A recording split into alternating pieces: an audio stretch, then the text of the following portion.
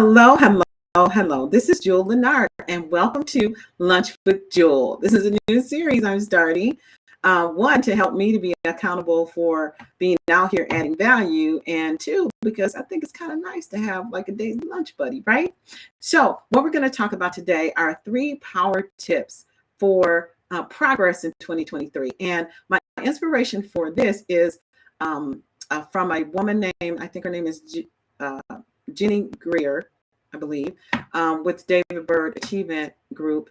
And she has some different ideas about goal planning. I kind of take it to another level. So let's get into the content. So first of all, Happy New Year, because this is a time where everybody is planning on what they're going to do this year, how it's going to be better than last year, and all that kind of stuff, myself included. Now, can I be completely transparent?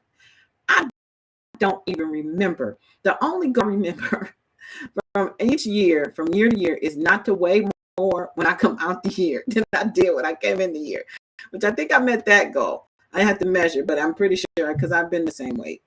Anyway, so this is what I wanted to share. The first thing is that as a general rule for me, I don't know about for you, but for me, goals have never been a really good tool for me.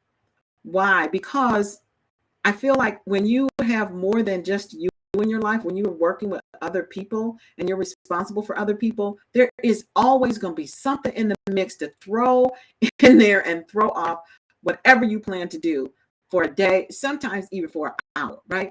And so what I found to be most effective is the concept of activity goals versus having these big, huge goals. Now, that doesn't mean you will have vision. So the first power tip is to have, and this is from Jenny, and I think it's very valuable, but I add a little spin to it later, is to have a 5-year vision. In other words, have a view of what it is that you want your life to be like. Like, what life are you creating for yourself? Now, this has always been hard for me because personally, I just want to help people spend a lot of time maybe on the beach, but I got to have a beach body to go with it. But I just want to spend some time relaxing, and I just want to help people. So it's always really hard for me to come up with like a really detailed vision of goal. So what she suggests is a day in the life. Like, what would a day in my life be like? Which, to be honest, I kind of feel like I have a day in the life. Like, I work out in the morning, I come home, I start work. My office hours start at noon to 8, and then so in concept, I really am kind of living the life that I want. But I think that it's important to have like a vision for what you want your life to look like. Now, the point of disagreement I have with that 5-year vision is that the world's moving a whole lot faster now.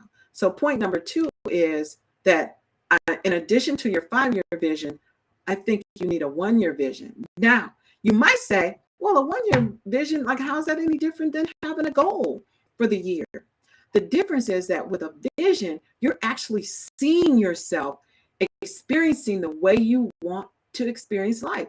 So in my 1-year vision, I am in Puerto Rico for Christmas, okay, with a slamming 2-piece suit on, sipping on whatever the local beverage of choice is, and enjoying myself.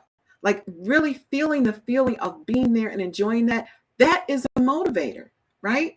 So if you can just take, what do you want to be doing a year from now?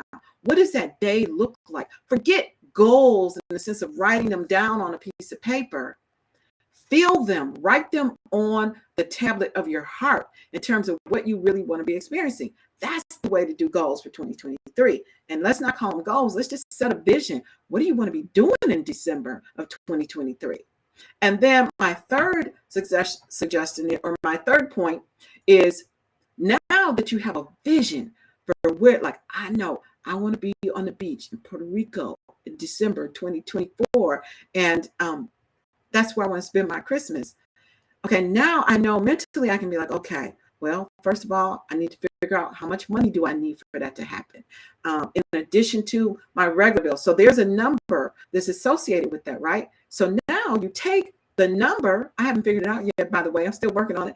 But you take that number and you say, okay, what do I need to do to be able to create that amount of income for myself this year? And you can do the same thing with your 5-year goal. if your 5-year goal, if your 5-year vision, I keep saying goal because it's a hard habit to break. If your 5-year vision is that you've got this amazing new home and you've got this amazing new car and all that kind of stuff, then you have to go, oh, yes, I really want that. What needs to happen this year for that to happen? So it's a very subtle difference. It's a very subtle difference, but it's an important difference because until you have really placed some emotion behind your goal, some emotion behind what you experience in your life, it's really kind of not so real. That's the biggest thing, I think, why goals, people don't reach their goals. Look, I haven't reached my goals in the past is because I wasn't connected to them with the feeling of what that really would look like. You have to be able to fool yourself or let your brain be able to see what you're creating. Brain can get on your team because otherwise your brain is not on your team. Your brain is going to snatch your behind back to the comfort zone every single time until you get your brain on your team. And so the way to get your brain on your team is going to be with that visualization and feeling the feeling of you being where you want to be. Okay.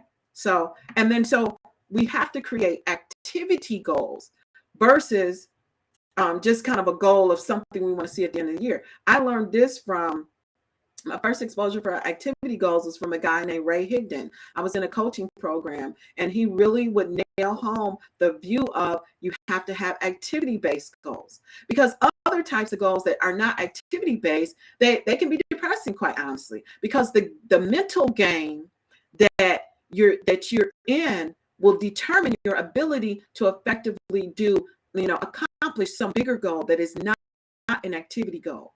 So what do I mean by activity goal? I mean, make a certain number of phone calls every day. I mean, do a certain number, do one Facebook Live a day.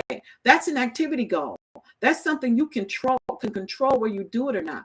Whether or not I make, $50,000 this month or something, or, 20,000, I can't control that. All I can control is the activity that I believe is required to accomplish that goal, right? So you separate that money goal, you back it into some activity goals that you believe will generate that money, and then you just leave that money goal right there with the vision that supports it, and you go after the activity, and you nail the activity. You can always nail the activity.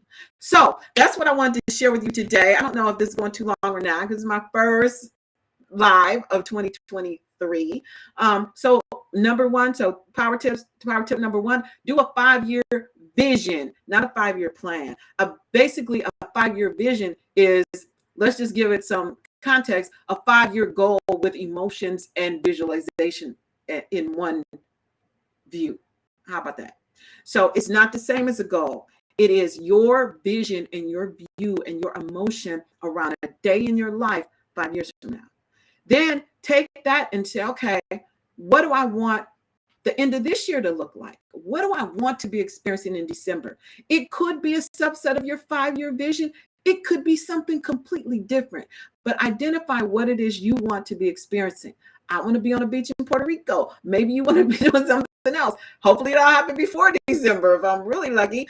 But the point is that tip number 2 is have a 1-year vision and really see yourself there day in the life, and throw out, kind of that goal list and have a goal vision and revisit that place every single day. And then finally, take that vision that you created for yourself, whether it's a 5-year or 1 year, and reduce it down to some activity goals or some things that you know that you need to do and can do every single day that are trackable, so that you can see whether or not you're on track. Because the outcomes, we can't always control those, but we can't always control our activity.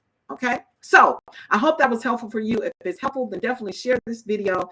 This is Juhl Lenard, wishing you the most prosperous, most effective, most vision-filled 2023 ever. And I will talk to you tomorrow on Lunch with Juhl.